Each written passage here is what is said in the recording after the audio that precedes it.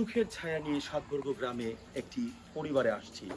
তার খণ্ডচিত্র আমরা দেখানোর চেষ্টা করব। এই পরিবারের যা কিছু ছিল তা সর্বশেষ হয়ে গেছে গতকাল রাতের একটি অগ্নিদগ্ধ অবস্থায় গ্যাস সিলিন্ডার বিস্ফোরকের কারণে।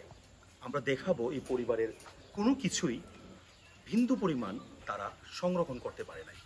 আমার ভিডিও চিত্রে আপনারা দেখতে পারবেন যে খাদ্য যে চাল আমাদের খাবারের সেই চাল পর্যন্ত পড়ে গেছে সবকিছু।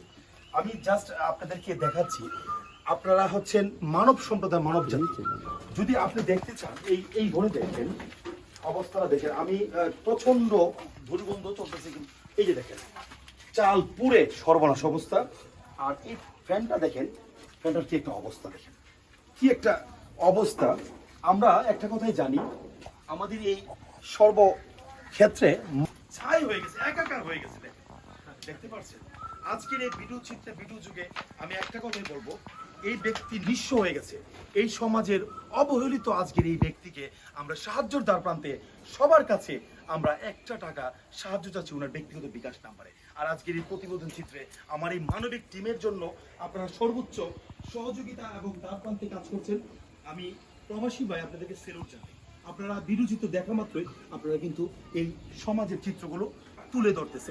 দেখেন ফ্রিজটা পর্যন্ত কিভাবে অক্ষত রাখে নাই, ফ্রিজটা একদম গুঁড়ো হয়ে গেছে ফেটে, এখানে যাবতীয় জিনিস পুড়ে একদম ছাই খাই হয়ে গেছে অবস্থাটা আপনারা দেখেন। চতুর্দিকে যদি আমরা ক্যামেরা চিত্রটা ঘুরাই, দেখেন কোনো কিছু আর বাদ নাই। মানে মোট কথা হচ্ছে গিয়ে, আমরা যে অগ্নিদগ্ধ বিস্ফোরকের ঘটনা অতীত শুনেছি, আমরা এখনো নিজের চোখে দেখে আরো ভিডিও ক্যাপচার করছি, কোনো কিছু একদম বাদ নাই, সব কিছু ভেঙে এবং ফেটে চুরমার হয়ে গেছে, একদম কোনো কিছুই নাই।